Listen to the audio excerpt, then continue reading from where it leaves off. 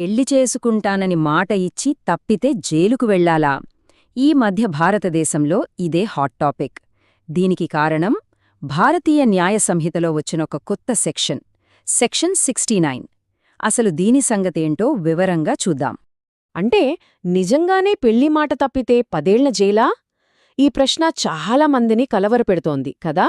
దీని వెనకున్న నిజానిజాలేంటో లోతుగా పరిశీలిద్దాం. సరే, ముందుగా ఈ అబద్ధపు వాగ్దానం చట్టం అసలు ఏం చెబుతోందో దాన్ని విడమరిచి చూద్దాం. క్లియర్గా అర్థం చేసుకునే ప్రయత్నం చేద్దాం. ఈ భారతీయ న్యాయ సంహిత అంటే బిఎన్ఎస్లోని సెక్షన్ 69 చాలా స్ట్రెయిట్ ఫార్వర్డ్. మోసపూరిత మార్గాలతో అంటే అసలు పెళ్లి చేసుకునే ఉద్దేశం ఏమాత్రం లేకుండా కేవలం ఆ వాగ్దానం చేసి ఎవరైనా లైంగిక సంబంధం పెట్టుకుంటే ఇకపై అది ఒక నేరం. అవును, ఇది ఇప్పుడొక స్పెసిఫిక్ క్రైమ్ అన్నమాట. అయితే ఇక్కడే మనం ఒక చాలా ముఖ్యమైన తేడా గమనించాలి. చట్టం చాలా స్పష్టంగా ఏం చెప్తోందంటే ఇది రేప్ కాదు.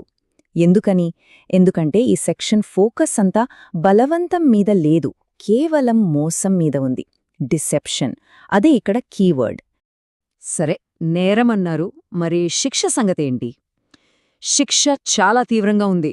గరిష్ఠంగా 10 ఏళ్లు జైలు. అంతేకాదు, జరిమానా కూడా ఉంటుంది. అంటే ఇది ఏమాత్రం తేలిగ్గా తీసుకునే విషయం కాదు. అసలు ఈ మోసపూరిత మార్గాలు అంటే ఏంటి అని డౌట్ రావచ్చు. చట్టమే కొన్ని ఉదాహరణలిచ్చింది. అవేంటంటే 1 ఉద్యోగమిప్పిస్తాననో ప్రమోషనిస్తాననో అబద్ధం చెప్పడం. 2 తమ అసలు ఐడెంటిటీని దాచిపెట్టి పెళ్లి ప్రపోజల్ పెట్టడం. ఇక 3 అన్నిటికంటే ముఖ్యమైనది, అసలు పెళ్లి చేసుకునే ఉద్దేశం మొదట్నుంచీ లేకుండానే మాట ఇవ్వడం. ఇవన్నీ మోసం కిందకే వస్తాయన్మాట. సరే, ఈ చట్టంలోని భాష కొంచెం కన్ఫ్యూజింగ్గా అనిపించొచ్చు. కానీ ఈ చట్టానికి ఆయువు పట్టులాంటిది ఒకే ఒక్క పదం: మోసపూరిత ఉద్దేశం. ఈ కాన్సెప్ట్ని ఈజీగా అర్థం చేసుకోటానికి ఒక చిన్న సంభాషణ చూద్దాం. ఒక ఊరిలో 2 స్నేహితులు మాట్లాడుకుంటున్నారనుకుందాం. రామయ్య అడుగుతున్నాడు, ఒరే, చట్టమే ఇది రేప్ కాదంటోంది కదా, మరి అప్పుడిది క్రైమ్ ఎలా అవుతుంది? దానికి అతని స్నేహితుడు సురేష్ ఇలా చెప్పాడు, ఎందుకంటే ఇది బలవంతం గురించి కాదురా, మోసం గురించి. ఇక్కడ చట్టం దృష్టిలో వాళ్ల మనసును మోసం చేసి జీవితాన్ని పాడుచేశారని లెక్క. It's about cheating. అప్పుడు రామయ్యకు చాలామందికి వచ్చే డౌట్ వచ్చింది. మరి ఒకవేళ నిజంగానే ప్రేమించి తర్వాత పరిస్థితులు బాగోలేక విడిపోతే అప్పుడేంటి నా పరిస్థితి? ఇప్పుడు సురేష్ చెప్పబోయే సమాధానమే ఈ చట్టం మొత్తానికి సారాంశం. చూడు, అదే అసలు పాయింట్. చట్టం పట్టుకునేది ఎప్పుడంటే మాట ఇచ్చే టైంలోనే, దాన్ని నిలబెట్టుకునే ఉద్దేశం లేనప్పుడు మాత్రమే. స్టార్టింగ్లోనే ఇంటెన్షన్ కరెక్ట్ కాకపోతేనే ఇది నేరం, అంతేగాని తర్వాత మనసు మార్చుకుంటే కాదు. అయితే ప్రతి నాణ్యానికి 2 వైపులున్నట్టు ఈ చట్టానికి కూడా ఉంది. ఇది ఒకవైపు రక్షణ కవచంలా ఉంటే మరోవైపు ఆయుధంగా మారే ప్రమాదం లేకపోలేదు. అదేంటో చూద్దాం. అంటే ఇంత పవర్ఫుల్ చట్టాన్ని ఒక వెపన్లా వాడే అవకాశం ఉందా? ఖచ్చితంగా ఉంది.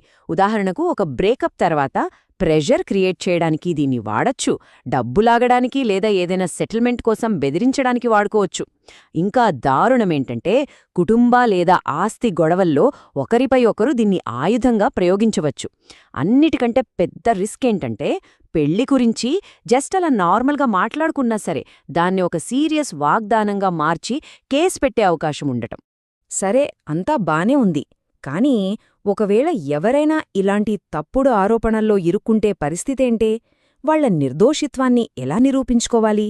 దీనికోసం కొన్ని స్టెప్సున్నాయి. ఈ 3 పాయింట్స్ చాలా కీలకం. నెంబర్ 1, మీ దగ్గరున్న ప్రతి ఆధారాన్ని, అంటే chats, call logs, payment proofs లాంటివి ఏదీ డిలీట్ చేయకుండా భద్రపర్చుకోవాలి. నెంబర్ 2, మీ ఉద్దేశం నిజమైనదని నిరూపించే సాక్ష్యాలు సేకరించాలి. అంటే కుటుంబాలతో మాట్లాడిన విషయాలు, ఎంగేజ్మెంట్ గురించి చర్చలు లాంటివి. ఇక 3, ఇది చాలా ఇంపార్టెంట్, కంప్లైంట్ చేశాక ఆరోపించిన వాళ్లతో ఎలాంటి కాంటాక్ట్ పెట్టుకోవద్దు. ఎందుకంటే దాన్ని కూడా బెదిరింపుగా చూపించే ప్రమాదముంది. ఓకే, ఫైనల్గా ఈ చట్టాన్ని మనం ఇంకొంచెం పెద్ద కోణంలో చూద్దాం. ఇది కేవలం 2 వ్యక్తుల మధ్య ఇష్యూ కాదు, మన రాజ్యాంగం ప్రసాదించిన హక్కుల బ్యాలెన్సింగ్కి సంబంధించిన విషయం. ఏదొక బ్యాలెన్సింగ్ యాక్ట్ లాంటిది. ఒకవైపు మన రాజ్యాంగంలోని ఆర్టికల్ 21, మోసం దోపిడీ నుండి ప్రతి ఒక్కరి గౌరవాన్ని కాపాడాలి అంటుంది. ఈ కొత్త చట్టం ఆ రక్షణను ఇస్తుంది. కాని అదే ఆర్టికల్ 21 నిందితులకు కూడా ఫెయిర్ ట్రయల్ అంటే న్యాయమైన విచారణ హక్కుని ఇస్తుంది. దాని అర్థమేంటంటే జరిగిన ప్రతి బ్రేకప్ను ఒక నేరంగా మార్చే సాధనంగా ఈ చట్టం మారకూడదు. కోర్టులు ఈ రెండిటినీ బ్యాలెన్స్ చేయాల్సుంటుంది. సో ఒక విషయం గుర్తుపెట్టుకోవాలి, మాటల కన్నా దగ్గరున్న రికార్డు బలంగా ఉండాలి. సాక్ష్యాలను జాగ్రత్తగా కాపాడుకోవాలి, నాలుకను అదుపులో పెట్టుకోవాలి. లేకపోతే చట్టం దాని పనది చేసుకుపోతుంది. ఈ కొత్త చట్టం ప్రేమకి, వాగ్దానానికి, మోసానికి మధ్య ఒక లైన్ గీసింది. కానీ ఆ లైన్ నిజంగా ఎంత స్పష్టంగా ఉందనేదే ఇప్పుడు అసలైన ప్రశ్న.